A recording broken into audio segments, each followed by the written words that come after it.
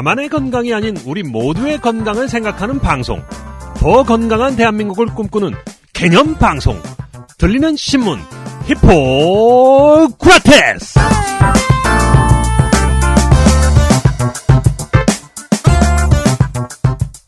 안녕하세요, 청취자 여러분. 청량의사신문 편집주간 박쌤 박재영입니다. 안녕하세요, 법무법인 세승 변호사 김변입니다.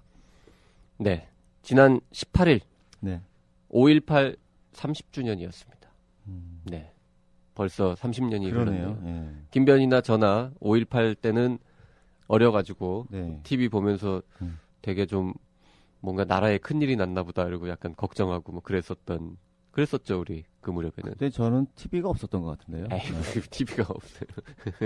TV 볼 시간이 없었던 거. 정규 방송 막 중단하기도 하고 네. 뭐 뉴스가 좀 약간 분위기가 이상하고 그랬던 기억이 있는데 그게 뭐 어쨌든 30주년이 됐습니다.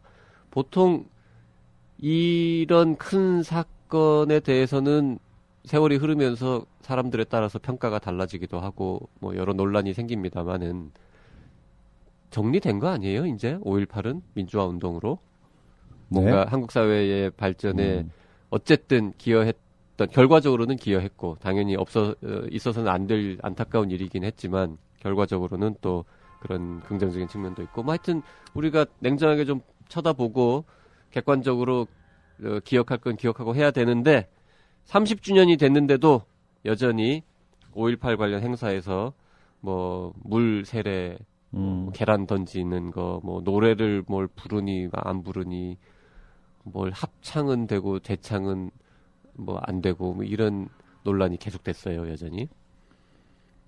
어떤 역사적 사건에 대해서 현재 그거를 어떤 시각으로 보느냐가 더 중요할 텐데 그걸 어떻게 이용해서 자기 그 당리당략에 맞게끔 활용하느냐 이걸로 보는 것 같아서 걱정입니다. 그러니까요. 네.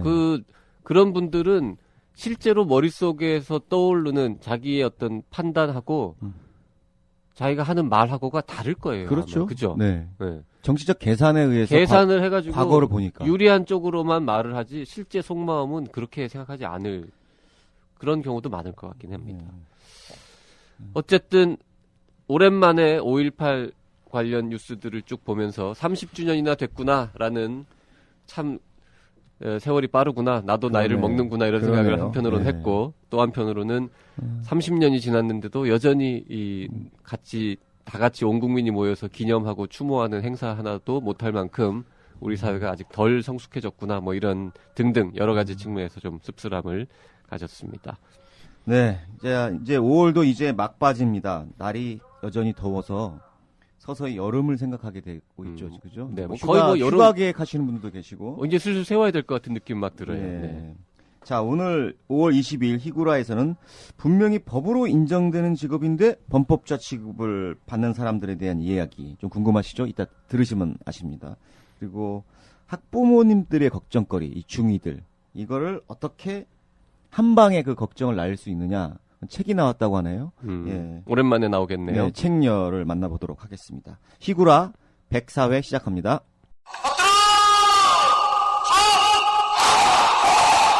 꽃보다 할배, 꽃보다 누나, 꽃보다 청춘에 이어 드디어 나왔다. 꽃보다 군인.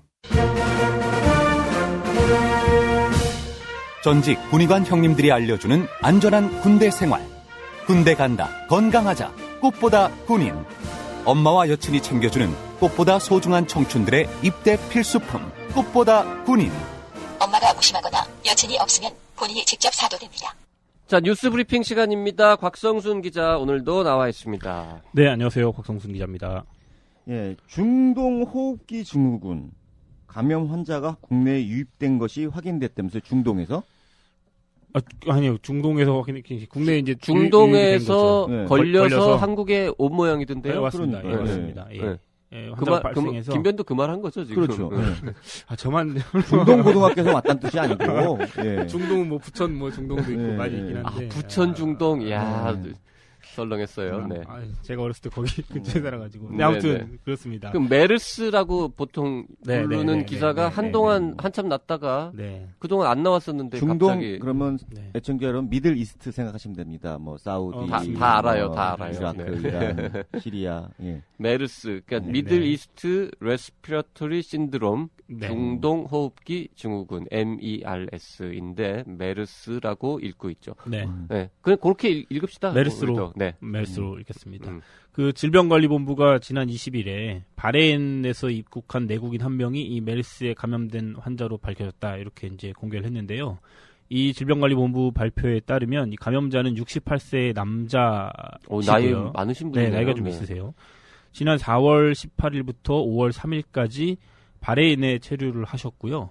5월 4일에 카타르를 경유해서 인천공항을 통해 입국했는데 입국 당시에는 증상이 없으셨대요. 근데 이제 입국 7일이 지난 후인 지난 이제 11일에 발열 및 기침 등의 증상이 발생했고 그 당일에 A병원 외래를 가신 거예요.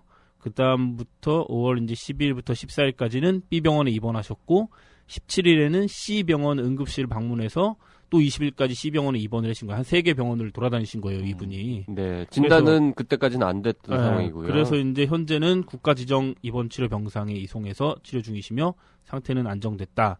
그리고 지금 이제 여러 병원을 돌아다니셔서 좀 걱정하시는 분들이 계실 텐데 그 병원에 계신 분들의 간의 의료진 뭐 이런 분들 좀 확인했는데 아직까지는 감염 사례는 없는 것 같다. 이렇게 이제 발표를 질병관리본부에서 했습니다. 그 가족들도 뭐 확인을 해봐야 될 것 가족 같고. 확인했는데요. 요 들어오기 전에 오전에 복지부에서 또 하나를 냈는데 와이프분은 네. 양성 반응이 나왔다. 이런 거를 짧게 아침에 그래요? 내긴 했습니다. 예. 그러면은 그게 만약에 진짜 발병된 거로 확인되면은 이제 두 번째 환자가 되는 그렇죠. 그럴 될 수 텐데요. 있는 가능성이 있습니다. 네.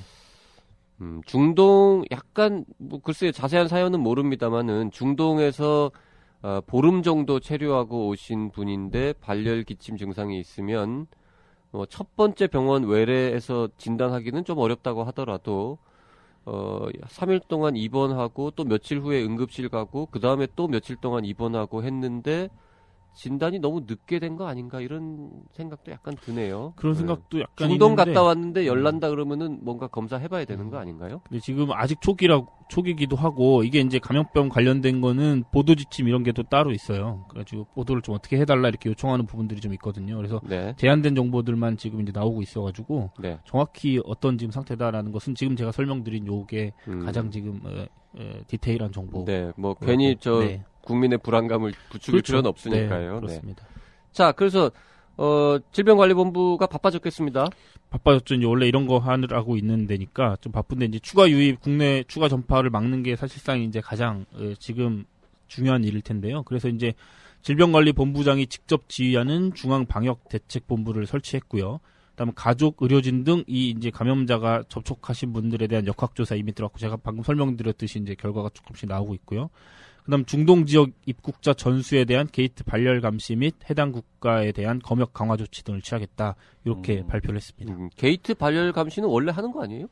언제나? 조금 더 자세하게 하겠다 뭐 이럴 수도 있는 거고 좀 더 디테일하게 하겠다. 그 같은 비행기 타고 들어오신 분들을 다 확인해 봐야 되는 건가? 어떻게? 그 정도까지는 하지 모르겠는데. 않을까 싶은데요. 여기 말하는 밀접 접촉차라는 사람들 안에 아마 거기 들어가지 않을까. 한 공간에서 몇 시간 동안 같이 그러니까요. 날아오신 분들이니까 네, 당연히 이게 이런 감염병은 역학 철저하게 따지고 그렇죠. 들어가면 네. 진짜 커지더라고요. 엄청 이게. 이 영화 같은 것도 굉장히 많잖아요. 네. 솔직히 저 메르스가 잘 모르는데 어떤 겁니까 이게? 예. 이 메르스라는 거는 과거에는 이제 사람에게서 발견되지는 않았던 새로운 유형의 바이러스인 코로나 바이러스 감염으로 인한 코로나. 코로나 맥주랑 상관없는 거예요. 네. 또 스펠은 똑같네 진짜. 네네네. 그러네. 코로나 바이러스 자체가 새로운 없던 바이러스는 아니에요. 네네네. 코로나 바이러스 중에 뭔가 하여튼 약간 변형 같은 게 과거에는 없던 게 나타났다. 이렇게 보는 게 맞는 거죠. 이제 중증 급성 호흡기 질환인데요. 그러니까 뭐 호흡기 이쪽으로 걸리는 건데 지난 2012년 사우디아라비아에서 처음 발견됐고요. 그 이후에 최근까지 23개 국가에서 1,142명의 환자가 발생했으며 이 중 465명이 사망해서 치사율이 한 40% 정도 되는 거니까 이 정도면 꽤 굉장히 무서운 높은 거죠. 네, 무서운 네. 거죠. 저는 뭐 IS가 일부러 퍼뜨린 게 아닌가 생각했는데 그건 아니네요. 그건 아니고. 2012년. 네. 이런 거 퍼뜨리다가는 퍼뜨리는 사람도 같이 큰일. 예, 큰일 날 수 있으니까 네.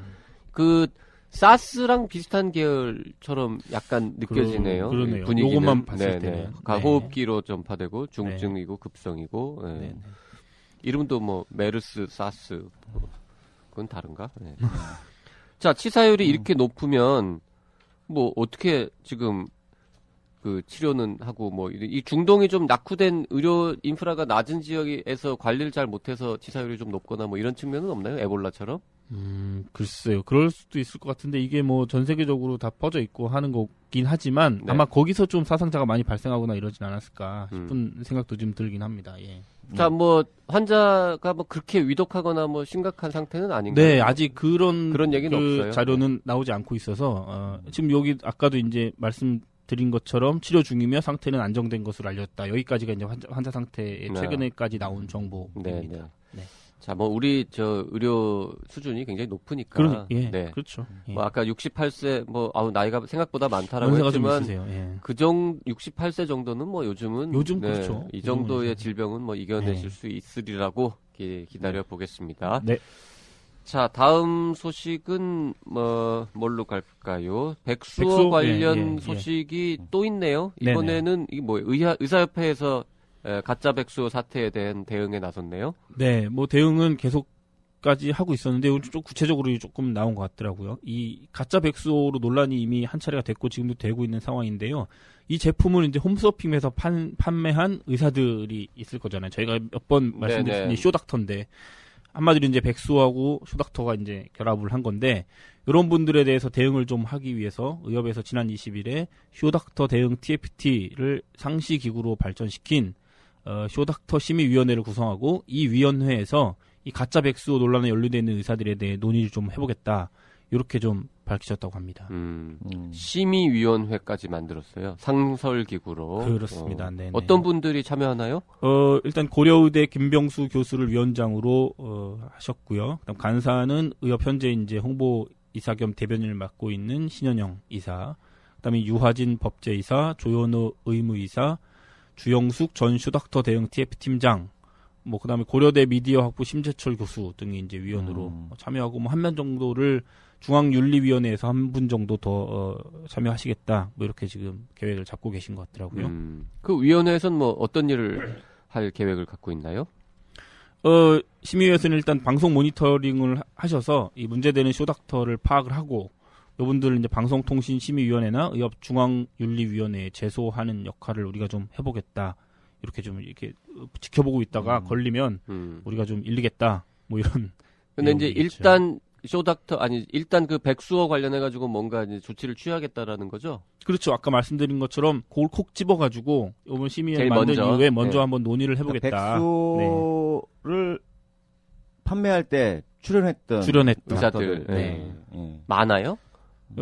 뭐 서너 몇 명? 분? 네. 한 2명 정도? 2명 정도. 두세 명 정도 있는 것 같은. 신영희 대변인 말씀을 잠깐 뭐 소개를 드리자면 네. 이 가짜 백수호 사건에 연루된 의사들에 대해 어떻게 대처할지 위원회에서 논의를 좀 해보겠다. 제가 말씀드린 부분이고 홈쇼핑에서 문제의 제품을 판매한 의사들을 파악하고 있지만 이들도 가짜 백수호를 공급한 내추럴 엔도텍에 의해 피해를 입은 것일 수도 있다. 이렇게 일단 한번 해주시고 사실관계를 먼저 파악할 계획이다. 그러게요. 이렇게, 뭐 네, 하셨습니다.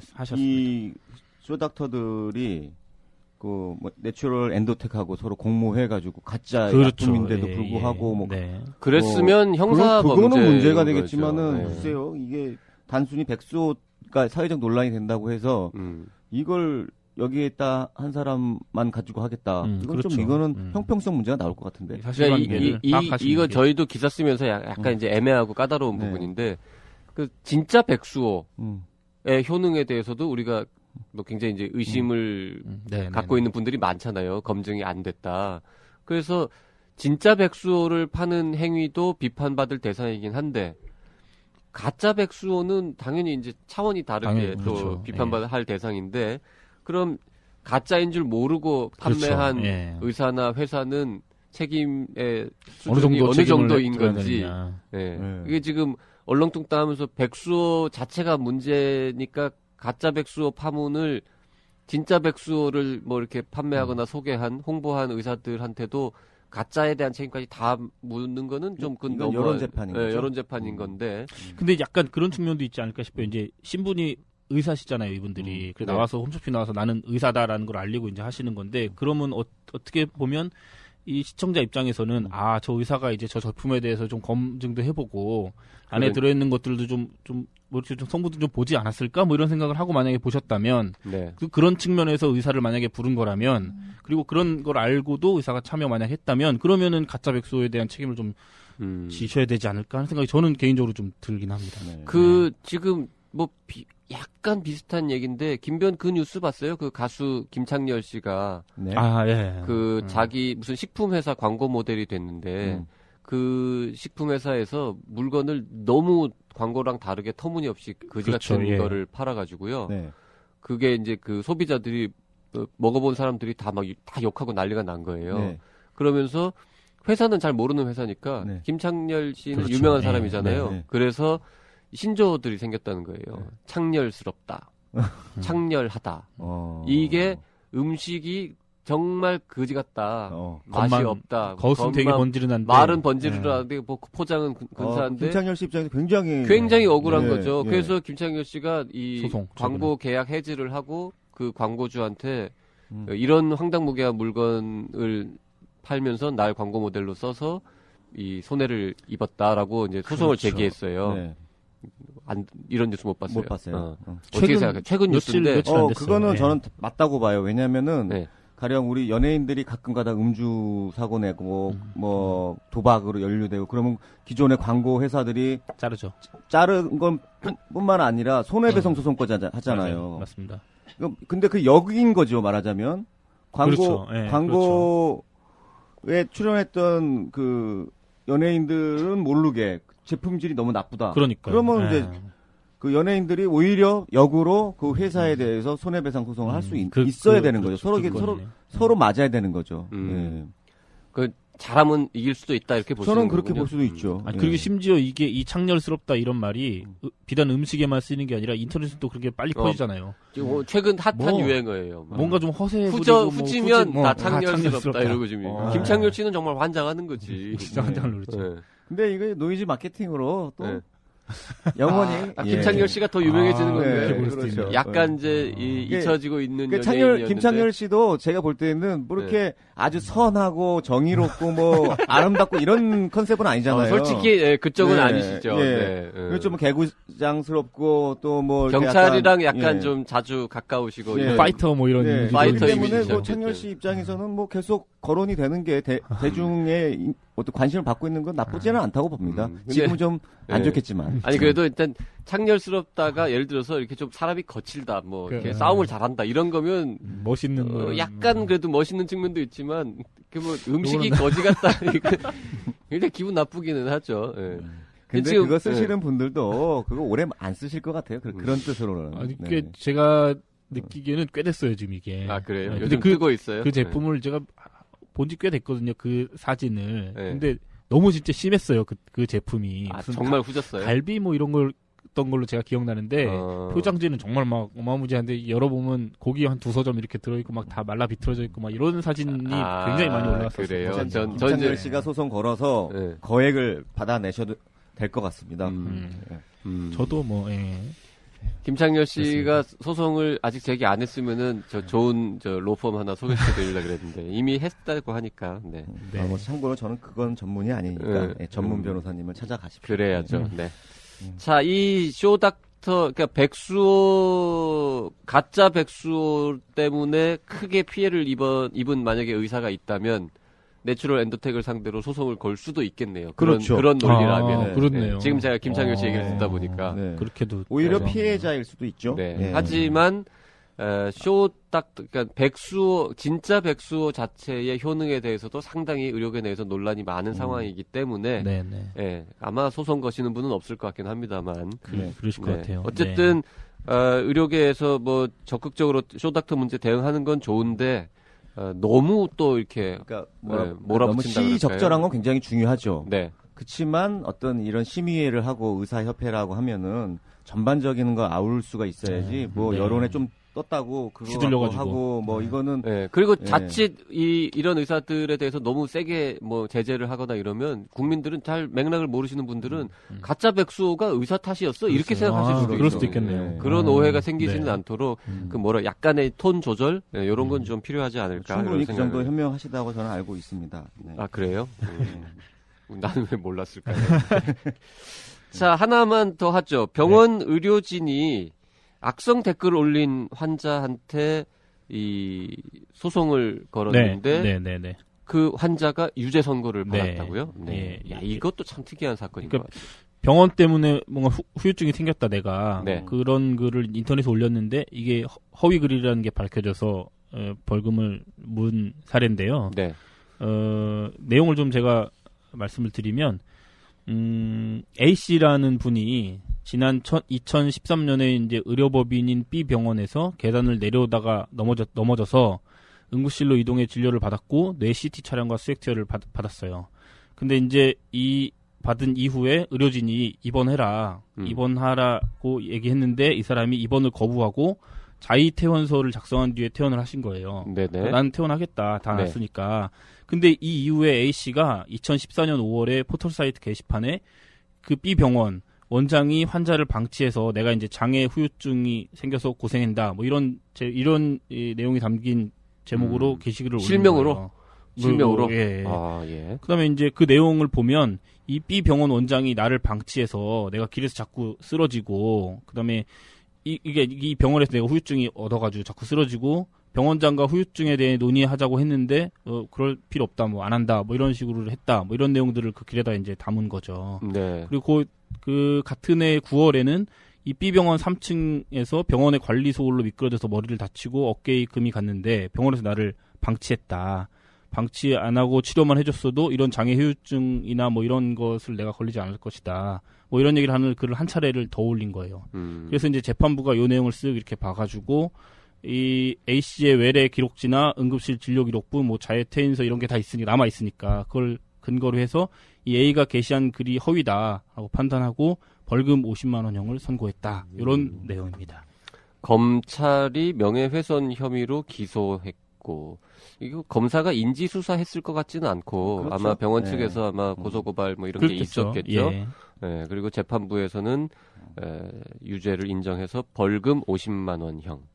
벌금 50만 원형도 이게 전과가 남는 거잖아요. 그렇죠. 네. 근데 이게 문제가 아니고 이제 이걸 근거로 또 손해배상 소송을 하겠죠. 그럴 수도 하겠죠. 환자한테. 예. 그럴- 명백히 허위 사실을 갖다가 한 거니까. 근데 포털 사이트에 글쎄 글을 지금 곽 기자가 소개한 내용만 보면은 2번 올렸는데 글을 두 번 올렸다고. 예. 글 2개 올린다고 뭐 사람들이 다 보나요? 어떻게 이게 아니, 굉장히 근데 인기 이게- 있는 글이면 모를까? 이게 이제 뭐 다들 뭐 다음 아고라나 뭐 이런 데 있잖아요. 네. 그런데 이제 이런 한번 초기 화면에 막 뜨고 이런 게 있었나 봐요. 이게 무슨 병원에 대한 뭐 병원 후유증, 네. 무슨 병원을 고발합니다. 네. 무슨 의료기관에서 뭐 의료사고가 났어요. 이런 글들은 특히 더 이렇게 사람들이 다 관심을 있게 보고 뭐 그런 조회수가 조회수가 높구나, 높고 그게. 이런 게 좀 있어요. 그 네. 명예훼손은 조회수가 높은 결과가 나왔다고 해서 더 처벌받고 네. 조회가 안 됐다고 해서 처벌이 안 되고 그런 건 아니에요. 그 위험한 상태에 놓인 상황만. 근데 갖고 처벌받는 이론적으로는 그런데 판사님들이 재판할 때 그 명예훼손 뭔가, 사실이 예를 들어서 조회수가 한 뭐 1000개일 때랑 한 10만 200만 개. 됐을 그렇죠. 때랑은 다르게 보지 않아요? 심정적으로 그래도 피해의 정도를 제가 알고 있기로는 똑같아요. 별 차이는 유무죄 판단에서는 별 차이가 없고요. 손해배상 민사에서는 민사에서는 그러면 달라질 수 네, 있어요. 달라질 수가 그렇군요. 있겠죠. 형사적으로는 똑같은데 민사에서는 달라질 형사에서도 수 있다. 벌금 액수가 좀 달라질 수는 있겠죠. 하지만 유무죄에서는 크지는 않다. 차이는 없다.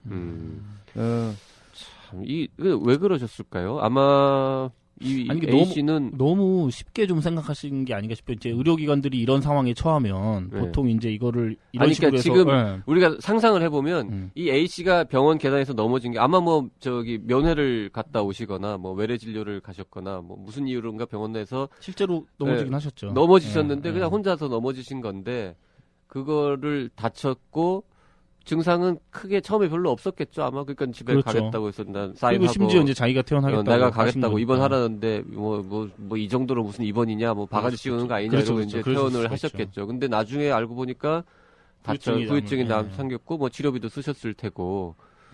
근데 생각해 보니까 뭐 글쎄요.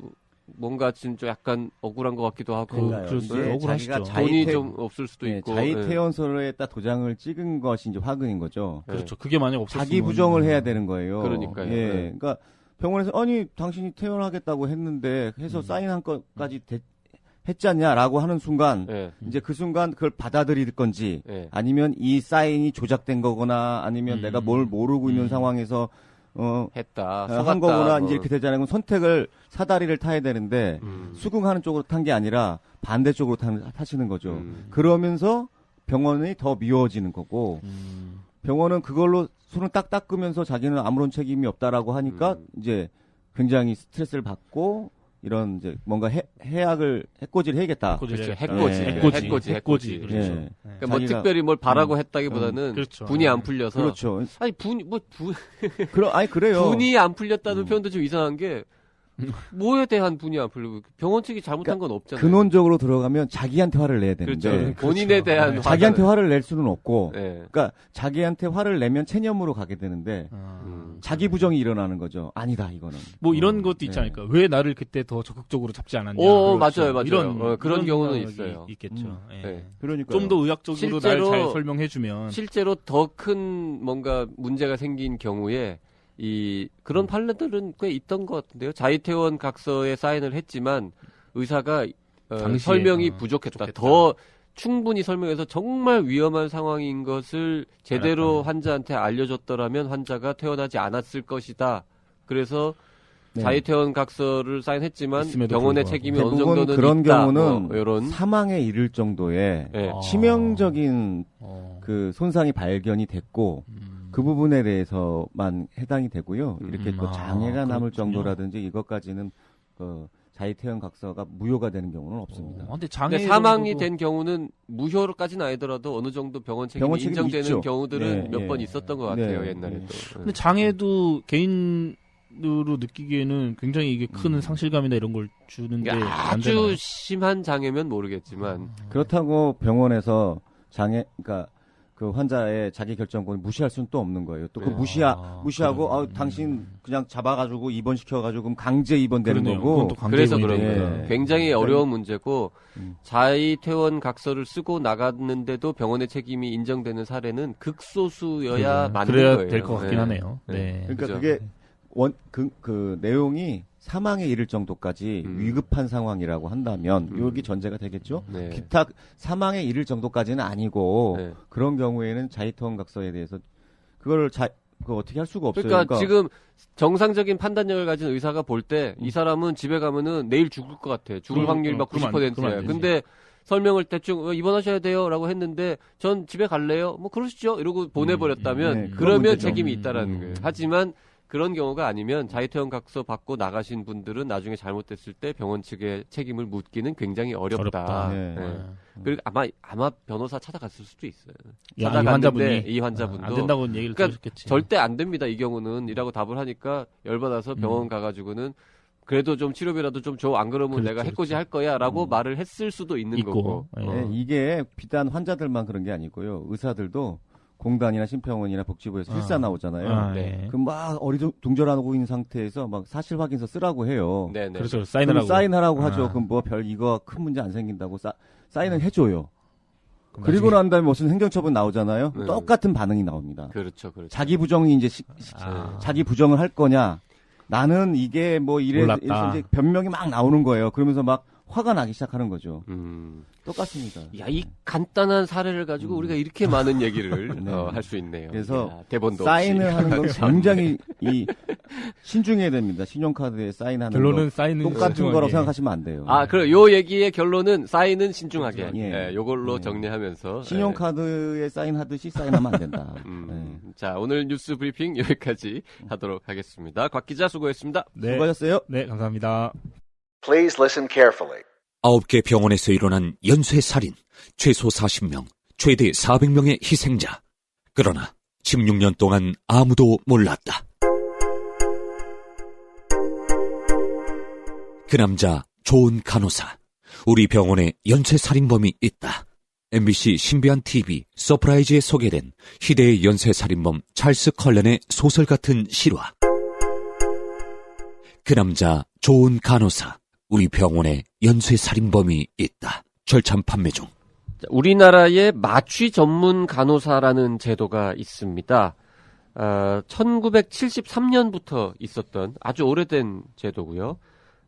전문 간호사 자격 인정 등에 관한 규칙에 의해서 법적인 자격까지 부여되고 있는 그런 상황입니다. 그런데 어찌된 일인지 최근 마취 전문 간호사들이 범법자 취급을 받고 있습니다. 오늘 이슈 내망현에서는 법으로 정해진 자격인데 왜 범법자 취급을 받고 있는지 조망해 보도록 하겠습니다. 관련 내용 취재한 송수연 기자 나와 있습니다. 안녕하세요. 송수연입니다. 예, 마취 전문 간호사들이 범법자가 되고 있다. 내용이 좀 선뜻 안 와닿는데. 네네. 예. 일단 마취 전문 간호사가 뭐냐? 이거부터 설명을 해 주시죠. 네, 박쌤이 말씀하셨는데 1973년부터 양성돼 온 그 제도 간호사인데 전문 간호사 자격 인정 등에 관한 규칙에 따르면 최근 10년 내에 해당 분야 기관에서 3년 이상 실무 경험을 쌓은 간호사가 대학원, 그러니까 석사과정이죠. 석사과정을 밟은 뒤에 자격시험에 합격을 해야지 마취 전문 간호사로 활동을 할 수 있습니다. 그 실무 경력으로 인정되는 기관은 마취통증의학과, 회복실, 당일수술센터 및 통증 클리닉입니다. 이렇게 나름 까다롭게 조금 더 추가 수련이라고 해야 되나요? 그런 걸 받은 뒤에야 활동할 수 있는 거죠. 네. 그런 73년부터 있던 제도면은 마취 전문 간호사 굉장히 많겠네요? 네, 한국간호교육평가원이 이 전문 간호사 자격시험을 주관하고 있는데 이곳에 따르면 2014년 현재 마취 전문 간호사는 619명입니다. 이들 중에 근데 자격시험 시행되기 전, 그러니까 2005년 전에 마취 전문 간호사가 된 사람은 570명이고요. 그 자격시험을 보고 마취 전문 간호사가 된 사람은 49명입니다. 아, 그러면 2005년 전에는 아마 관련 경력이 있고 대학원 졸업하면 바로 그런 자격을 인정해 줬나 봐요. 네, 시험 별도 없이. 시험은 없지. 네. 근데 570명이 2005년 이전이라고 하면 2005년 이후 거의 이제 10년 됐는데 10년 동안에 49명밖에 없다는 거는 그렇게 또 많은 건 아니네요. 네, 1년에 5명이라는 얘기인데. 그걸로 배출된 거죠. 전문 간호사가 마취 전문 간호사 말고 딴 분야들도 여러 개 있지 않아요, 근데? 네. 총 13개 분야에 있는데요. 13개나 있어요. 김변호 알았어요? 전문 네. 간호사라는 네, 게. 전문 간호사제도 있죠. 네. 네. 변호사니까 참 제도에 대해서 잘 알지. 참. 법이니까요. 13개나 있는 것도 알았어요? 그럼요. 아이씨, 나만 몰랐네. 네, 13개가 뭐예요? 가정, 노인, 종양, 중환자, 호스피스, 그리고 보건, 마취, 정신, 감염 관리, 산업, 응급, 임상 및 아동. 아동? 네, 아동 전문 간호사도 있습니다. 네, 보건, 산업, 응급, 노인, 중환자, 호스피스. 들어본 거는 정신이나 마취, 그리고 가정. 그리고 호스피스, 중환자? 요 정도는 들어본 것 같은데. 네. 나머지 분야는 많이 들어본 것 같지는 않아요. 네, 그 얘기는 나중에. 그 제도 자체의 실효성 두고도 논란이 있기는 합니다. 자, 오늘은 어쨌든 마취 전문 간호사 얘기만 조금 더 해보죠. 왜 범법자가 되고 있다는 건지 얘기를 좀 해주시죠, 이제. 네, 이게 대법원에서 판결이 하나 나와서 그렇게 된 건데요. 대법원이 마취 전문 간호사 A씨에 대한 업무상 과실치사죄, 요걸 인정하면서 척추 마취는 의료행위로 의사의 지시가 있었다고 해도 마취 전문 간호사가 직접 할 수 없다. 이런 판결을 내린 게 좀 영향을 미쳤는데요. 당시 대법원은 이게 2010년도에 나온 판결입니다. 당시 대법원은 A씨가 의사의 구체적인 지시 없이 독자적으로 마취 약제와 사용량을 결정해서 치액 제거 수술을 받을 환자에게 척추 마취 시술을 한 것과 또 현장을 이탈하는 등 적절한 조치를 취하지 않은 게 좀 문제가 된다. 그래서 업무상 과실치사죄를 인정을 했는데요.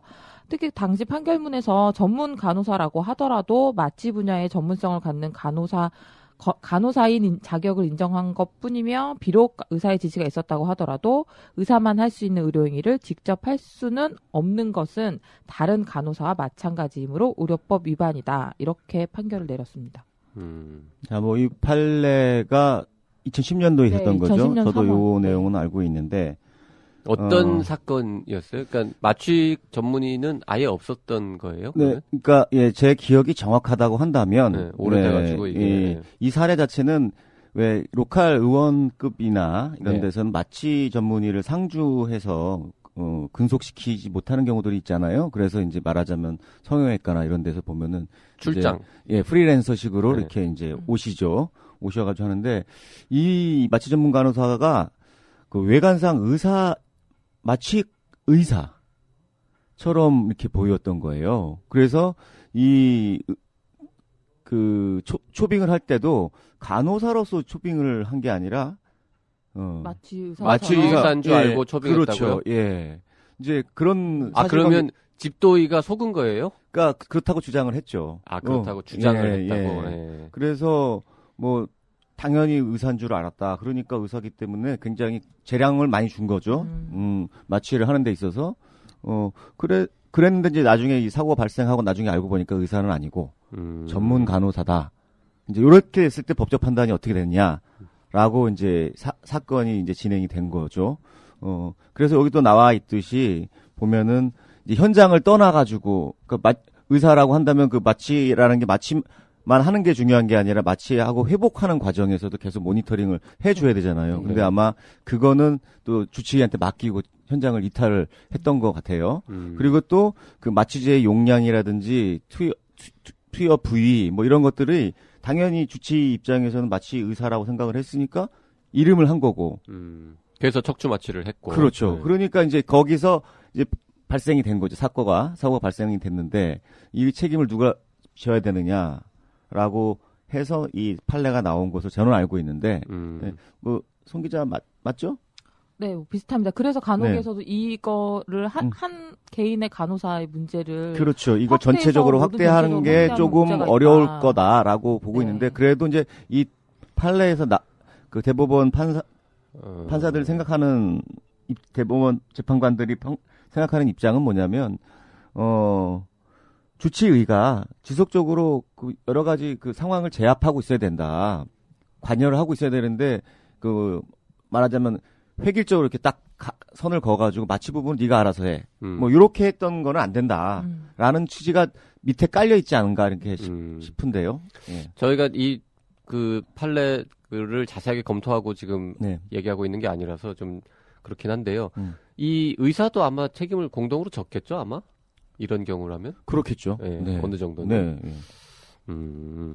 이게 아까 처음 들으면서 약간 의아했던 게 이게 최근에 생긴 대법원 판례인 줄 알았어요. 그래서 최근에 이 논란이 생긴 줄 알았는데 판례는 2010년 판례인데 논란은 최근에 생겼단 말이죠. 그러면 네. 이제 그동안에 이 대법원 판례에 대해서 뭐 그 정부가 유권 해석을 했다든지 뭐 그다음에 법이 바뀌었다든지 뭐 규정이 생겼다든지 이런 게 전혀 없고 그동안은 좀 어정쩡한 상태로 오다가 최근에 뭔 일이 이제 불거지고 이러면서 논란이 다시 되고 뭐 이런 상황인가 봐요. 네, 이 대법원 판결이 내려지기 전에는 마취 전문 간호사들이 의사의 지시 감독 하에 직접 마취 행위를 해왔습니다. 이게 보건복지부 유권에서 1991년에 나온 건데 이걸 통해서 마취 전문 간호사가 의사의 지시 감독 하에 마취 시술 등 진료 보조 행위를 하는 것은 의료법상 적법한 행위이며 다른 의료기관으로부터 초빙을 받고 수술 집도의 지시 감독 하에 마취 행위를 하는 것도 무방하다. 이렇게 해석을 했습니다. 요 91년 정부 유권 해석에 따르면 괜찮은 거네요. 네. 근데 이제 구체적인 지시가 사실관계가 있어야지. 뭐냐면은 네. 이제 이런 거죠. 그 마취 에그의 농도라든지 뭐 용량이라든지 이런 게 이제 사람마다 다르잖아요. 지도 감독 하에 하지 네. 않고 독자적으로 했다. 그러니까 지시는 했는데 저 마취해 주세요라고 한 게 과연 지시냐 이거죠. 그렇죠. 그러니까 의학적인 개념에서의 지시라고 한다면 환자 상태에 따른 구체적이고 아주 개별적인 뭐 용량이나 그렇죠. 그런 게 거를 없었다는 거고. 마취 전문 간호사한테 맡기는 게 아니라 주치의가 판단을 해서 마취 전문 간호사에게 그 아까 대법원 판례에 아까 읽었지만 네. 의사의 구체적인 지시 없이 독자적으로 그러니까 이림을 했다는 뜻이죠. 너무 혼자서 예. 책임지고 다 했다는 게 문제고 그 다음에 현장을 이탈한 것도 문제고 두 가지가 잘못이라고. 그렇죠. 그러니까 이게 가령 이 사람이 전문의였다면은 아마 구체적인 용량이나 이런 것들은 그 전문의한테 맡겼겠죠. 그렇죠. 집도의가 관여 안 해도 되는 그렇죠. 건데. 근데 네. 이게 이분이 전문의가 아니라 마취 전문 간호사였다. 이런 전제 하에서는 그래도 주치 의사가 그런 용량이라든지 부위라든지 뭐 이런 것들을 지정해주고 재량이 생기지 않도록 감독하고 지시해야 된다 이런 뜻이 현장을 이탈하는 등 요 부분도 보면 아마 걸어놓고 간 모양이죠. 딴 데로. 그렇겠죠. 이제 네, 왜냐면 프리랜서니까 같아요. 시간에 네. 따라서 이거 옮겨 다녀야 되니까요. 저 옛날에 마취과 배울 때 어느 선생님한테 들었던 말 중에 하나, 이 마취는 거는 것보다, 그러니까 재우는 것보다 깨우는 게 중요하다. 그렇죠. 저도 그 얘기 들었는데 대부분 요새 사고 나는 마취 사고의 대부분은 안 깨어나서. 그래서 그 마취 과정 회복할 때까지 시간이 좀 걸리잖아요. 그렇죠. 그러니까 그거를 기다리는 게 굉장히 좀 지루하다고 표현하는 건 좀 그렇지만은 대개는 사고가 안 생기기 때문에 좀 뭐 별 문제 없겠지라고 하고 그거를 떠나서 딴 그렇죠. 일을 하고 싶어 하는 그럼요. 마음이 생기겠죠. 네. 바쁘니까. 네. 그리고 그 부분을 간호사들한테 또는 간호조무사들한테 맡겨놓고 혹시 뭔 일 생기면 전화해라. 뭐 이런 식으로 하고 이제 현장을 떠나는 거죠. 이제 이게 이제 여기서 문제가 발생을 했을 때 간호사와 간호조무사가 현장에서 그걸 수습을 할 수 있느냐 이게 쉽지가 않은 거죠. 자, 그래서 91년도에 복지부 유권 해석을 통해서 간호사가 지도 감독 하에 쭉 할 수 있다, 초빙도 된다라고 되어 왔는데 2010년에 아까 문제 그 대법원 판례가 네. 나오면서 한번 이제 그런 일이 있었고 그 이후에 집도의의 지시하에 전신 마취나 척추 마취를 한 마취 전문 간호사들에 대해서 뭐 고소 고발 처벌 이런 네. 것들이 이제 이어지고 있다. 네네. 이게 이제 그래서 최근의 논란이 논란인 되고 거죠. 있는 거죠. 네. 그러면 이제 앞으로 어떻게 해야 되는 거예요? 이게 구체적으로 법에 마취 간호사가 할 수 있는 업무 규정 이런 게 그 마련이 돼 있지 않아서 이런 현장에서 혼란이 생긴다는 게 마취 전문 간호사들의 지적인데요.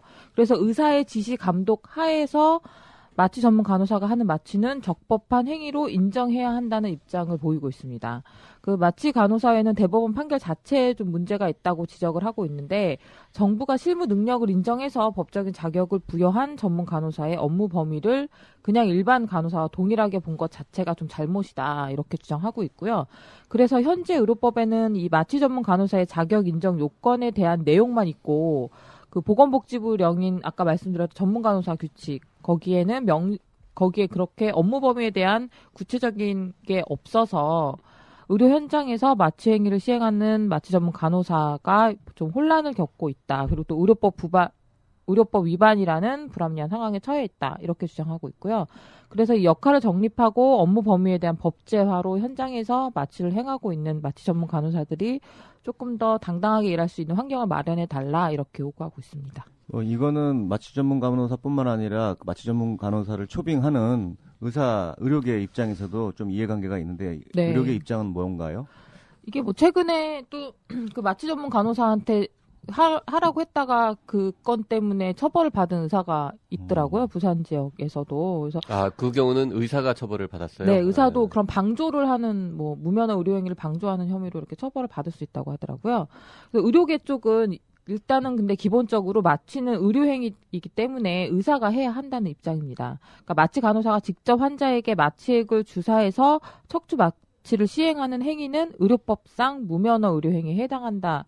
이런 판례가 이미 나온 이상 마취 행위는 의사가 해야 된다. 뭐 또 고도의 전문 지식과 경험을 요하는 행위이므로 의사가 하는 게 안전하다. 그리고 한 마취과 교수님 그 말씀을 하시더라고요. 자기가 20-30년 동안 마취를 해왔는데 아직도 환자가 마취에서 깨어나지 않는 악몽을 꾼다고.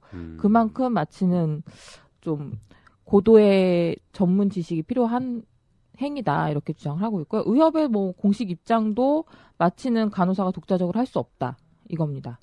가장 좀 단호하게 입장을 보이고 있는 건 마취통증의학과 전문의들인데요. 이 대한마취통증의학회는 마취 전문 간호사의 업무 범위를 마취 진료 보조 이렇게 명확하게 해야 한다고 주장하고 있습니다. 그러니까 어떤 경우에서든 마취 뭐 주사액을 직접 놓거나 이런 거를 전문 간호사가 하면 안 된다는 입장인데요.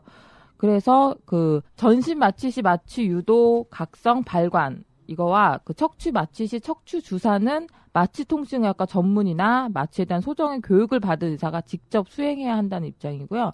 마취 전문 간호사는 이걸 옆에서 보조하는 업무만 해야 한다. 이런 입장입니다.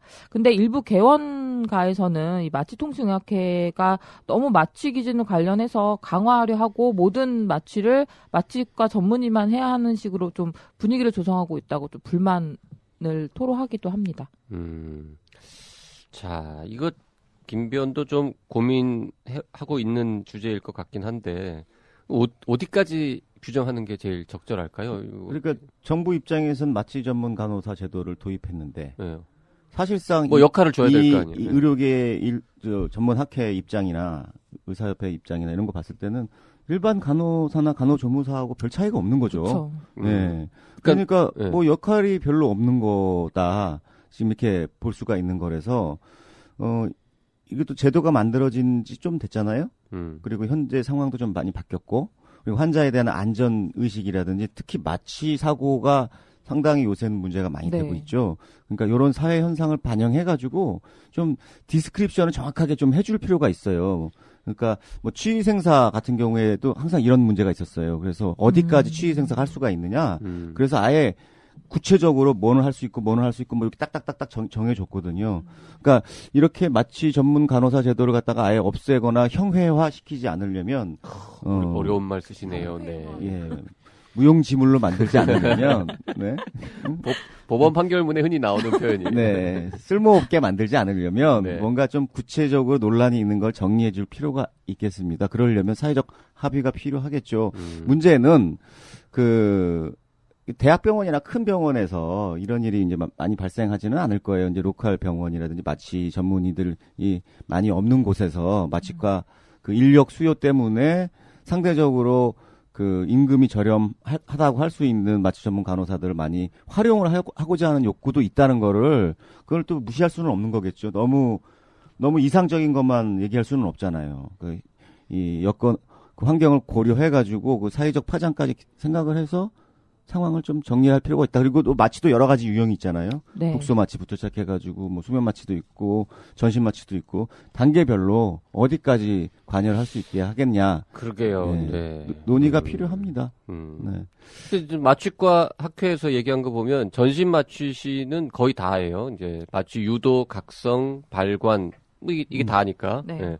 뭐 여기에 빠지는 건 이제 모니터링 정도겠는데 모니터링은 해도 된다는 뜻은 네, 그게 회복 마취 전문 간호사도 있다고 하더라고요. 네. 그리고 척추 마취는 척추에 직접 주사를 찌르는 거는 이거는 누가 들어도 이건 의사가 네. 해야 되는 일인 거 맞는 것 같고요. 네. 그 위치 잡고 막 자세도 잡고 이게 되게 까다로운 일이고 사고도 많이 나는 척추에 잘못 들어가면은 이게 뭐 마비되고 이럴 수 있는 거니까 조심해야 될 것 같고. 저런 얘기는 없어요. 프로포폴이나 뭐 이런 좀 간단한 그 수면 마취 네. 건에 대해서는 복지부 쪽에 물어봤더니 복지부에서 이렇게 그 대법원 판례 이후에 간호사들한테 안내하는 거는 척추 마취와 전신 마취는 안 된다. 근데 수면 마취랑 뭐 국수 마취 이런 거는 의사가 지시해서 주사를 어느 정도 넣어라라고 뭐 하면은 그 행위는 해도 된다. 이렇게 안내하고 있다고 하더라고요. 그러니까 이 부분도 명확하게 없는 거예요. 그렇죠. 네. 상대적 위험성 여부에 따라서 관여도를 갖다가 이제 높낮이를 이제 조절을 하는 건데요. 네. 또 한편으로는 인센티브 부분도 생각해 봐야 됩니다. 그러니까 이런 마취 전문 의가 수술에 참여했을 때 수가하고 마취 전문 간호사가 참여했을 때 수가 이런 부분들도 한번 연구를 해봐야 될 거예요. 인센티브가 있어야지 병원 입장에서도 그 구분을 할 수가 있겠죠. 근데 이제 그렇게 수가를 책정하려면 마취 전문 간호사가 할 수 있는 어떤 범위 같은 게 그렇죠. 명확히 돼야 예. 되는 것이고. 그러니까 모든 게 수가랑 연결돼 있죠, 사실은. 네. 인센티브 주는 건 정부가 되게 싫어하잖아요.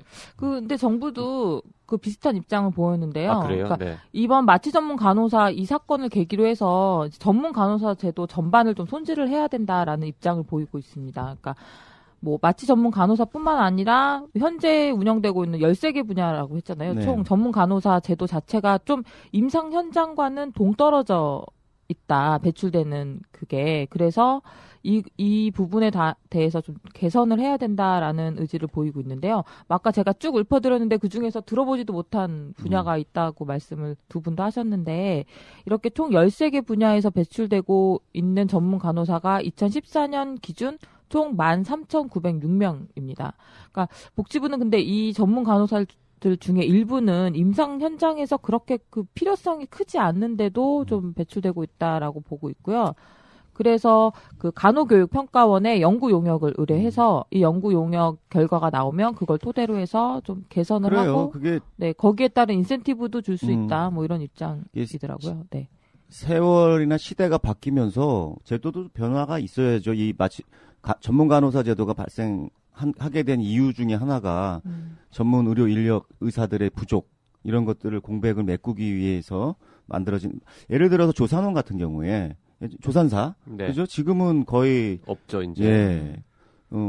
조산사 자격을 가진 분들이 지금은 다 그냥 큰 병원에서 일하고 그렇죠. 계시죠. 예. 독자 조산원을 개혁을 할 수 있지만 예. 하시는 분이 별로 없고. 그렇게 그렇듯이 이제 시대가 바뀌면서 전문 간호사 제도도 새롭게 한번 봐야 될 것 같습니다. 근데 이 판례를 계기로 해서 뭔가 그 제도를 바꿔야겠다는 건 좀 사실은 이 판례 자체가 가지고 있는 사실관계가 좀 제가 볼 때는 개인적으로는 좀 동떨어져 있어요. 워낙 특수한 요거는 그렇습니다. 네, 상황이었다는 네, 거죠. 간혹에서도 그렇게 시작하고 있더라고요.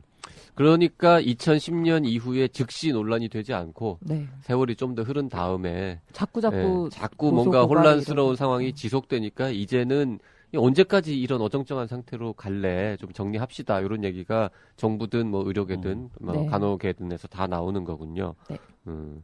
자 어쨌든 이 13개 아까 쭉 읽었던 것 중에서 뭐 아까 보니까 뭐 경력 3년 이상 있어야 되고 대학원도 마쳐야 되고 하는데 그렇게 추가로 뭘 더 하신 분들한테는 어떻게든 뭐 좀 더 보상을 주고 보상이 중요한 게 아니라 그 경력과 공부한 거를 살려서 좀 더 양질의 간호 서비스를 제공할 수 있게 하고 뭐 이런 이제 구조가 돼야 될 텐데 보상도 없고 특별히 뭐 퀄리티가 높아지지도 않고 그리고 그러다 보니까 배출되는 사람도 별로 없고 이제 몇몇 분야는 그렇단 말이죠. 그래서 그럴 거면 아예 없애든지 그래요. 네, 똘똘한 몇 개만 남겨가지고 확 밀어주든지 뭐 이렇게 좀 해야 될 것 같네요. 이게 사실은 또 다른 걸로 PA로 들어가게 되면은 그거 더 그죠. 어려워. 예, 또 의료계 입장하고 또 첨예하게 돼요. 의료계 그러니까, 내에서도 예. 좀 첨예해요. 근데 이제 네. 전문이란 말을 썼다는 의미는 뭔가 재량권을 준다는 뜻이거든요. 근데 판례 입장은 재량권 아예 없다. 의사가 구체적으로 해라라고 하는 거니까 전문 제도하고 또 배치되는 거죠. 그러니까 뭐 하려고 그러면 전문을 따냐. 기계적으로 할 거면. 그러게요. 그렇죠? 네. 예. 그래서 전문이라는 용어가 안 어울리네요, 진짜. 대법원 그렇죠. 판례를 보면. 네. 그냥 마치 뭐 특화 간호사도 아니고. 그래서 그게 의미가 있으려면은 전담도 아니고. 그냥 일반 간호사를 썼을 때보다 전문 간호사를 썼을 때 수가를 좀 더 준다. 요게 되면은 그나마 전문의 의미가 있는 거죠. 네, 그래서 간호계에서 요구하고 있는 사항도 예. 뭐 제도 자체를 현 시점에서 13개 분야를 이렇게 확정해서 운영하고 있는데 이걸 없애겠다라고 하면 반발이 너무 크다. 차라리 말씀하셨던 대로 뭐 응급 전문 간호사를 고용하면 응급실의 경우 전문 간호사를 고용하면 조금 더 수가를 쳐준다든가 이런 식으로 해서 좀 자율적으로 조정이 되도록 해달라라는 입장을 보이고 있더라고요. 뭐 이거는 논의가 좀 필요한데요. 그러니까 의사들이 의사 이외의 인력에 대해서 단순 보조로만 생각할 건지 스페셜티를 인정해 줄 건지 개념을 좀 정해야 돼요, 사실은. 그러니까 PA에 있다가는 인정을 해주고 PA 아닌 다른 데에 있다가는 안 된다라고 하고 그건 서로 맞지 않죠. 논리 일관성이 없죠. 아니 근데 이제 PA 제도 자체도 지금 굉장히 어정쩡하게 떠 있잖아요, 아시다시피. PA 중에는 간호사도 있고요, 전문 간호사도 있고요, 간호사가 아닌 사람도 있고 막 그렇잖아요, 현재. 간호조무사도 있고.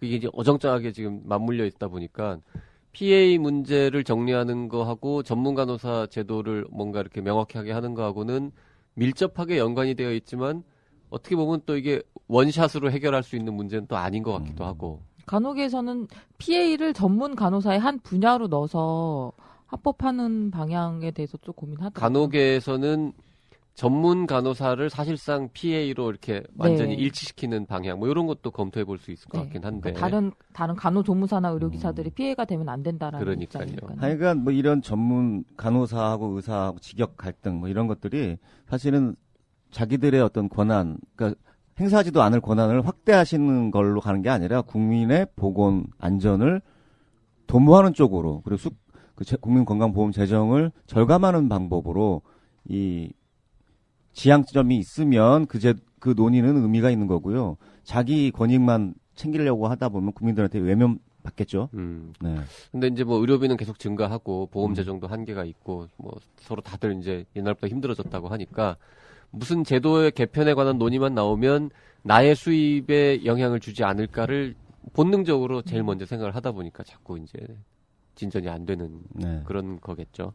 그리고 아까 그 전문 간호사 제도 지금 전반적인 개편 논의에 대해서도 뭐 수가를 더 주자라는 얘기도 잠깐 했지만 개원가를 비롯해서 많은 또 의료계에서는 반대하는 분들도 있어요. 그렇게 되면은 간호사 구하기가 더 어려워진다. 간호사 몸값이 더 뛰고 그러면은 이게 실제로 뭔가 수가에서 책정되는 인센티브보다 더 많은 게 간호사들한테 가구되고 이러면 의사들은 더 힘들어지는 거 아니야? 뭐 이런 걱정을 하시는 분들이 또 있거든요. 네, 맞습니다. 그죠? 네. 네. 특히 개원가에서는 아주 싫어하시는 것 같더라고요. 이 네. 전문 간호사 제도를 좀 확대해서 하게 되면 유능한 친구들은 더욱 더 큰 병원으로만 몰리고 조무사 구하기도 힘든데 되면은 뭐 수술할 땐 전문 간호사를 둬야 된다 뭐 이런 규정이 만약에 생기라도 하면 만약에 개원가의 작은 성형외과에서 수술할 때 반드시 뭐 마취 전문 간호사가 또 있어야 된다든지 이런 규정이 만들어질까봐 걱정하시는 분들도 있고 의료계 내에서도 좀 입장이 복잡합니다. 그래서 뭐 어떤 분들은 뭐 마취과가 너무하는 거 아니냐 뭐 이런 얘기를 하시는 분들도 있고 하여튼 참 복잡하더라고요. 뭐 다른 문제들도 흔히 그렇지만. 근데 의료계 내에서 이 마취 전문 간호사가 필요 없다는 입장은 아니에요. 일반 간호사보다 마취 분야에서 마취 전문 간호사가 확실히 실력도 더 있고 전문성도 더 있기 때문에 옆에 손발을 맞춰서 보조 업무나 이런 걸 하기에도 훨씬 좋다라는 입장인데 그 업무 영역 가지고 조금 갈등이 있는 거죠. 그러게요. 네. 참 마취 사고만큼 어이없는 게 없죠. 건강하던 분이 단순히 수술을 위해서 마취를 시켰는데 못 깨어나서 뭐 사망하신다. 제일 어처구니 없는 사고고 있어서는 안 되는 일이니까. 그렇죠. 마취 사고로 인해서 발생하는 피해가 너무 커요. 그럼요. 사망에 이르거나 아니면 사망에 이르지 않으면 또 더 큰 문제가 생길 수가 있어요. 그러니까 뇌사 상태에 빠지거나 이러면 장기적으로 지금 뭐 오늘의 주제는 아닙니다만은 마취 사고가 계속 늘고 있죠. 어쨌든 많이 드러나고 있죠, 이제. 아 그런 건가요? 보도도 많이 되고 성형외과 는다기보다는 많이 드러나고 있다고 봐야죠. 네. 어쨌든 뭐 어느 쪽이든 늘고 있든 드러나고 있든 간에 계속 지금 불거지고 있는 건 사실이니까. 뭐 다 좋은데 마취 사고를 줄이는 방향으로 이게 제도가 가야 된다라는 대원칙에는 아무도 반대하지 않을 것 같습니다. 네. 자, 뭐 이 정도 할까요? 오늘 이슈 내망현 송수연 기자와 함께 마취 전문 간호사 제도 어떻게 개선할 건지에 대해서 얘기 나눠봤습니다. 고맙습니다. 네, 감사합니다. 수고하셨습니다. 사는 사람, 파는 사람, 훔치는 사람.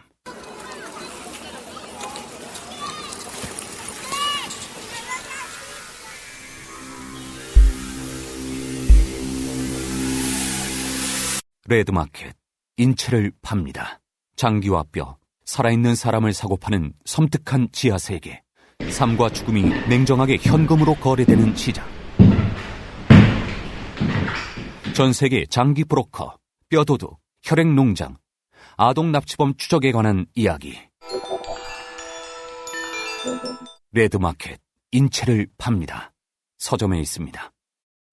자, 이미 벚꽃은 한참 전에 다 졌죠? 이미 끝났죠. 그죠? 네. 끝물도 아니고 끝났습니다. 아예 사라진 거죠? 이제 여름 요새 아카시아, 그다음에 등꽃 이런 것들이 지천으로 깔리기 시작했습니다. 등나무 등꽃. 너무 부러워 막. 어젯밤에도 남산 올라가는데 아카시아하고 등나무 등꽃. 어우, 저렇게 살아야 되는 향기가 아주 그냥 밤에. 김변이 나보다 더 바쁜 것 같은데 김변은 시간 내서 저렇게 시간 쪼개세요. 쪼개가지고 자전거 타고 아카시아가 피었다는 사실을 인지하고 있는데 난 지금 아카시아가 피었다는 걸 전혀 못 느끼고 있었는데 이 꽃에 대해서는 저한테 물어보면 정확합니다. 자, 벚꽃 고도별로 다 달라요. 고도별로. 고도. 이야. 해발 200, 해발 300, 500 뭐 이런 때도 또 달라요. 그러면 위도하고도 달라요. 아니 진짜로 그러면 여기가 만약에 네. 서울 경기도다. 네. 경기도에는 어느 산인데 네. 김변을 어디 눈 가려가지고 네. 몰래 어디 딱 채워가지고 이제 끌고 가가지고 네. 거기다 딱 산중턱에 내려놓고 네. 지금 현재 우리 날짜는 아니까 네. 뭐 5월 뭐 20 며칠 현재 네. 딱 떨어뜨려 놓고 여기 있는 꽃을 보고 여기가 대충 몇 미터인지를 맞추시오. 그러면 맞출 수 있어요? 대략 맞출 수 있을 것 같아요. 와 예. 죽인다. 왜냐면 맨날 산에 올라다니면서 보니까. 늘 보니까 예. 저럴 걸 하려면 운동도 해야 되고 그 다음에 관찰력도 있어야 되고 냄새도 잘 맡아야 됩니다. 후각도 예민해야 되고 어느 정도의 이 지적 소양도 있어야 되고 뭐 이야, 기억력도 좋아요. 어느 정도 지적 소양은 있겠죠. 지적 소양이 아니, 어쨌든 없으면서 예. 하여튼 참 건강하게 건전하게 살고 있는 교양 시민인 것 같아요. 예. 자, 이게 들으시는 분들이 뭔 소리를 하려고 저 인간들이 지금 저러느냐 할 텐데 벚꽃 엔딩쯤에 출연하겠다는 말을 남기고 한참 전에 사라졌던 여인이 하나 있습니다. 아, 책녀. 예. 그 책녀가- 이름도 영롱한 책녀. 그러게요. 벚꽃 얘기 뭐 한참 하다가 자 벚꽃 질 때쯤 한번 또 출연할게요 이러고 갔었는데 뭐 여러 가지 사정상 한참 지난 후에야 이제야 함께 다시 방송을 하게 됐습니다. 김하나 편집자 어서 오세요. 네, 안녕하세요. 책 읽어주는 여자 김하나 편집자입니다. 자, 오늘은 어떤 책을 들고 나오셨나요, 책녀님? 네, 오늘은 초등학교 4학년에서 중학교 3학년 정도 자녀를 둔 부모님들은 특히 귀 기울여 주시기 바랍니다. 오늘 들고 나온 책은 아이는 방황해도 성적은 방황 말자. 중2병 완전 정복입니다. 책 제목이 중2병 완전 정복인 네, 거죠? 네. 그리고 아이는 방황해도 성적은 방황 말자 이게 부제고요. 네, 그렇습니다. 그 북한이 남침을 못하는 이유가 중2가 무서워서 그렇다는 농담이 있을 만큼 그 중2병 심각하다. 뭐 그리고 대한민국 국방 뭐 전력의 절반이 중2다. 뭐 이런 네, 그런 택도 없는 말도 농담들이 많이 있었는데 자, 중2병이라는 게 실제로 있는 병은 아니죠. 의학적으로. 네, 중2병이라는 말은 원래 1999년에 일본 배우 이주인 히카루가 라디오 방송에서 나는 아직 중2병에 걸려 있다라고 말한 데서 유래했다는 것이 통설인데요. 엄밀한 의미에서 의학적 용어는 아닙니다. 이 말이 우리나라로 건너와 종잡을 수 없는 혹은 제멋대로인 감정 기복이 심한 아이를 부르는 말로 사용되고 있는 거죠. 네. 그렇다면 뭐 어른들에도 이런 사람들이 있던데요. 장근석 있잖아, 장근석. 유세윤? 네, 대표적인 분들. 네. 일부에서는 성인이 되어서도 일탈 행위를 하고 또 어른스럽지 못한 행동을 비난할 때도 쓰이고 있는 것 같아요. 분위기를 보면. 세상에서 자신이 제일 불행하고 고독하다고 생각하거나 자신이 세상을 등진 존재라고 여기는 성향이 이 시기에 그러니까 만 10세에서 14세까지 아이들에게서 나타나는 특징과 비슷하다고 합니다. 네. 뭐 일탈 행위 이런 거보다도 약간 이제 허세, 그러니까 그쵸. 이제 재미로도 네. 많이 쓰죠. 네, 네. 네. 장근석 씨 같은 경우를 비난하면은 큰일 납니다. 네. 네. 장근석이 누구예요? 그런 말을 해도 큰일 나요. 그런가요? 네, 네. 유명한 사람인가 보네. 그럼요. 네. 근석 씨 사랑합니다. 네. 네. 한번 출연해 주세요. 네. 네. 저나 박쌤은 중2가 언제였던지 기억이 안 나는데 우리 김하나 선생님은 어땠었어요? 저도 좀 이렇게 가물가물하긴 한데. 현재 중2병은 아니시고? 예, 전 이제 중2병에서는 완치된 것 네. 같은데. 그래도 한 8, 9년까지는 이런 증상이 아직 남아있지 않았었나. 2008, 9년에 몇 살이었는지 우리는 이제 청취자분들은 모르시니까요. 네. 지금 하는 말씀하신 20대 투가 왜 후반? 그 시에 네. 이제는 돌아와 거울 앞에서 선 뭐 이런 생각이 나게끔 말하시네. 자, 근데 이제 이 중2병 완전 정복, 일단 정신과 의사가 쓴 책이에요. 네네. 네. 저자에 대해서부터 먼저 좀 소개를 해주실까요? 네, 저자 노규식 선생님은 연세대학교 의과대학을 졸업하고 동대학원에서 의학 박사 학위를 받았습니다. 약을 먹지 않고 주의력을 높일 수 있는 방법을 찾아 캐나다 ADD 센터에서 연수했고요. 국내 최초로 뉴로 피드백 트레이닝 자격증을 획득했다고 합니다. 또 하버드 대학교 교육대학원에서 전두엽 기능에 따른 학습에 대한 공부를 했고 스탠포드 대학병원 수면센터에서 소아청소년의 수면에 대해서도 연수했습니다. 그럼 됐고요. 그거는 네. 현재 어디서 뭐 하는지를 빨리. 네, 이제 말씀드릴게요. 현재 대치동에서 이 시기 아이들에게 정신과 상담과 집중력을 높이고 두뇌에 맞는 학습 방법을 가르쳐주는 활동을 활발히 하고 있습니다. SBS 영재 발굴단, KBS 스펀지, EBS 부모 60분, 스토리원 영재의 비법과 같은 프로그램들을 통해서도 소개되어 있습니다. 요즘 TV에 가끔 나오시더라고요. 네. 네. 자, 근데 이제 중2병 이 책의 내용은 뭐예요? 뭐 중2병이란 무엇인가? 뭐 왜 걸리나? 뭐 네. 어떻게 치료하나? 뭐 이런 내용인가요? 그러면? 예, 그렇습니다. 지금까지는 아이들의 이런 변화를 테스토스테론이나 에스트로겐 같은 호르몬의 분비와 활동 때문이라고 봤는데요. 최근에는 여러 연구 결과들을 통해 다른 해석이 나오고 있습니다. 정신건강의학과 전문의인 저자는 호르몬 분비의 변화로 설명할 수 있는 사춘기의 특징이 많지 않으며 그보다는 두뇌 신경회로가 성숙하는 속도의 차이로 봐야 한다는 견해가 더 많다고 말합니다. 중2병은 호르몬이 아니라 뇌의 변화 때문이라는 건데요. 실제로 사춘기 아이들의 두뇌는 폭발적으로 성장한다고 합니다. 문제는 뇌의 각 영역이 성숙하는 속도가 다르다는 것인데 초기 청소년기 아이들의 두뇌를 살펴보면 논리를 담당하는 전두엽은 빠르게 발달했지만 감정을 담당하는 변연계나 또 전두엽과 이 변연계 사이의 연결은 아직 덜 발달한 상태라고 합니다. 다시 말해서 두뇌 회전은 빨라졌지만 이 능력을 통제할 힘은 부족하다는 뜻입니다. 네. 그래서 중2병에 걸린 아이들이 충동적이고 무엇에든 쉽게 빠져들고 이성보다는 감정과 본능에 충실한 상태가 되는 것이라고 하네요. 네. 저번에 무슨 이 저자가 강연하는 거를 들었었는데 참 와닿더라고요. 이게 만약에 호르몬 때문이면 호르몬 억제제 뭐 이런 걸 쓰면 아니 그러니까 호르몬 농도 때문이면 중학교 한 보통 3학년쯤 되면 고등학생 되면 이게 중2병이 이제 없어지잖아요, 흔히. 근데 고등학생이 호르몬 농도가 더 높다는 거지. 이게 갑자기 중학생 때 남성 호르몬이 쫙 올라가다가 고등학생이 되면 떨어지냐는 거죠. 그렇진 않잖아요. 여성 호르몬도 그렇고. 근데 왜 호르몬 때문이겠느냐, 중2병이라는 게. 그 듣고 보니 그렇네, 이런 생각을 이제 했었는데. 네. 네. 성인들한테서도 그런 호르몬들이 발견이 된다고 하더라고요. 결국 무슨 소리예요? 성인들도 남성 여성 호르몬이 있어야 우리가 네, 다 그러니까 그게 어른이 돼서도 그 호르몬이 계속 분비가 되는 걸 보면 호르몬 때문은 아니라는 거죠. 그러니까 감정을 담당하는 뇌 기능하고 논리를 담당하는 뇌 기능의 발달 속도가 다르기 때문에 그 시기에 약간 갭이 생긴다 그럴까요? 하여튼 그래서 불균형에 의해서 생기는 게 중2병이다. 이제 이렇게 해석하는데 그게 이 노규식이라는 이 정신과 의사 한 명의 주장이 아니고 이미 이제 세계적으로 학계에서 이렇게 정립된 거죠. 네, 그렇습니다. 그러니까 그 박태환 선수가 잘못 맞았다고 하는 테스트. 그게 뭐 이게 중2병 만들려고 한 건 아니잖아요. 그렇죠. 네. 그렇죠? 네, 그 농도가 문제면 그 남성 호르몬 주사를 자꾸 맞으면 중2병에 걸려야 되는 거죠. 어른들도. 그렇죠. 뭐 보디빌딩 하는 사람들은 다 중2병이겠죠. 그렇죠. 그러니까 이게 뇌 때문이다. 네. 뇌 때문입니다. 호르몬이 아니라 뇌 때문이라는 것이 요즘 정설이라고 하네요. 자, 그렇군요. 그렇다면은 이 책 기획은 어떻게 하게 된 건가요? 그러면 저희 이제 저랑 우리 김하나 씨랑 같이 했는데요.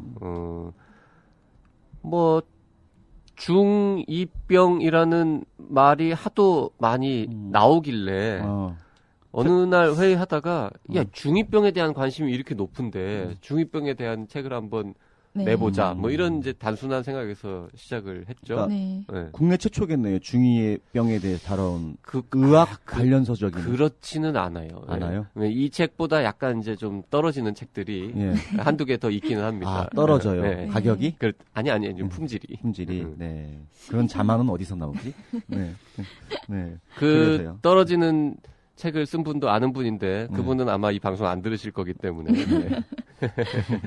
간발의 차로 저희가 살짝 거의 최근에 같이 나왔어요. 같이 나왔습니다. 트렌드네요. 그러면 중2병. 중2병이라는 게 이제 워낙 사람들이 이제 관심을 많이 가지니까요. 근데 이게 보면요, 중2병 극복, 성적 향상. 이 앞에 표지를 보니까 이거 무슨 옛날 참고서 이런 느낌이에요. 결국 중2병을 완전 정복해가지고 성적을 올리자, 뭐 이런 내용인가요? 이게? 그 제목도 아이는 방황해도 성적은 방황하지 말자. 성적 지향형 사고방식을 갖고 계신 일부 굉장히 좀 바이어스된 그러니까 이러니까 성적 지향형이니까 중2들이 뇌가 안 큰 상태에서 성적이 안 올라오니까 방황한다. 이런 뜻인가요? 네. 지금 사실은 이 마케팅 포인트 중에 하나예요. 그러니까 중2병을 극복한다는 게 무슨 의미가 있겠어요? 어떤 부모들한테 자, 이 책을 읽으면 아이의 중2병을 극복할 수 있습니다라고만 얘기하면 그 애 때문에 막 짜증나고 애가 막 자꾸 저기 밤에 늦게 들어오고 문 꽝꽝 닫고 이러는 거 증상이 없어지는 거 그것도 물론 좋은 일이긴 한데 당연히 그런 증상이 없어지고 아이가 마음이 편해지면 공부도 잘하게 될 거 아니에요. 그렇죠. 네. 그리고 특히 그렇게 좀 마음이 싱숭생숭할 때는 마음이 평화로울 때에 비해서 약간 다른 방식으로 공부를 또 해야 된다라는 게 지금 이 저자의 주장이거든요. 그래서 뭐 김변도 다 애 키우고 있지만 애 성적만큼 또 이 중요한 관심사가 없잖아요. 그래서 아이 방황하는 것도 잡고 그렇죠. 성적도 좀 향상시켜보고 양쪽을 다 노려보자 뭐 이런 거를 이 책은 중2가 읽어야 되는 거예요? 아니면 중2를 두고 있는 병을 갖고 있는 학부모. 네. 중2는 절대 읽으면 안 되는. 초등학생부터 중학생을 둔 학부모. 야, 이거 그 말 좋다. 중2는 절대 읽으면 안 됩니다. 그걸로 중2들은 다 읽을 거야, 아마. 그걸로 광고 카피를 한번 만들어. 여기다가 중2는 절대 읽지 마세요. 이거 써야지. 얼마 전에 교보문고에서 이제 저자 강연회를 했었어요. 제가 아까 들었다는 강연이 그거였는데 청중이 질문했어요. 이걸 부모만 읽어요? 아니면 아이들과 같이 읽어요?라고 질문을 했는데 저자가 정말 1초의 망설임도 없이 부모님만 읽으시는 게 좋습니다. 아이는 안 읽히는 게 좋고 부모가 이 책을 읽는다는 사실도 모르는 게 좋습니다. 라고 답하더라고요. 안방 화장실에서 몰래 보시라고. 그래요. 보니까 이 화보가 남다른 화보인데 그림이 만화가 좀 있죠. 섹시하다는 뜻은 아니고요. 관심 있으면 중2 사서 보세요. 엄마가 아빠가 무슨 생각하고 있는지. 지피지기면 백전백승이다. 그래서 이걸 무력화시키는 것. 그렇죠. 그럴까봐 이 저자가 애한테는 읽히지 말라고 하셨는데. 그럼 여기 19금, 15금 이거 써 있어야 되잖아요. 그럴 걸 그랬네요. 네. 그거 써놔야겠네. 15금. 15금, 그거 좋다. 15금. 2쇄를 찍게 되면. 2쇄 찍을 때 15금으로 붙여가지고. 뭐 이런 아이디어에 대해서는 보상이 있나요? 우리나라가 아이디어에 대해서는 참 보상을 잘 하지 않는 사회죠. 지금부터 입 닫고 있겠습니다. 안타깝게도. 네.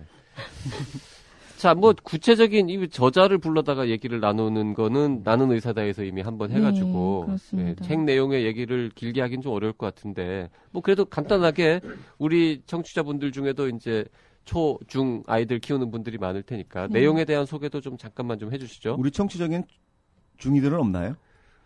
중2가 듣진 않을 거야 아마 이거를. 설마 나는 의사다는 혹시 모르겠지만 나는 의사다는 꽤 듣더라고요 아이들이. 근데 요거는 글쎄 누가 들을까? 장래희망이 혹시 의사라서 의료계 쪽의 뉴스가 궁금해서 희구라를 듣는 중고생 청소년 여러분 혹시 듣고 있으면 책 보내드릴게요. 공부하세요. 이거 듣지 말고 댓글 남겨드리면 책 보내드릴게요. 아니 이거 댓글도 남기지 말고 그 시간에 공부를 하세요. 이거 절대 보면 안 됩니다. 이 책 지금 이런 거 듣고 있으면 의과대학에 가기 힘들어요. 부모님 입장에서 절대 보지 말아야 될 몇 개가 있는데 이게 포함이 되겠네. 희구라는 의대 입학한 다음에 듣는 걸로 하세요. 네. 정말 원래 아무도 안 들을 텐데 참 쓸데없는 얘기 하고 있네요. 네, 우리가. 그래서 내용 소개 좀 해주세요. 네.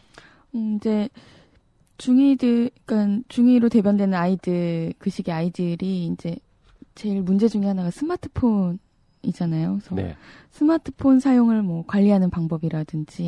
좋네 그거. 그래서 뭐 무조건 빼앗거나 무조건 뭐 없애자 이런 게 아니라 이제 그건 현실적으로 불가능한 거고요. 그 스마트폰 사용을 어떻게 관리하는지 그리고 이제 또 뭐 맨날 몰라 그냥으로 일관하는 아이들하고 대화법, 대화를 어떻게 하면 좋은지 그리고 그런 아이들을 어떻게 잘 달랠 수 있는지에 대한 구체적인 상황별로 조언들이 잘 정리되어 있고요. 책의 반 정도는 이제 그런 일련의 상황들에 대한 대처법들이 정리가 되어 있고요. 또 나머지 반은 뭐 아이가 벼락치기형인지 휴가형인지 시한폭탄형인지에 따라 그 공부하는 방법이나 그 공부 스타일을 네, 그렇게 나눈 그렇죠. 거죠, 저자가. 네네. 시험을 이제 시험이 닥쳤을 때 벼락치기로 하는지 아니면 음.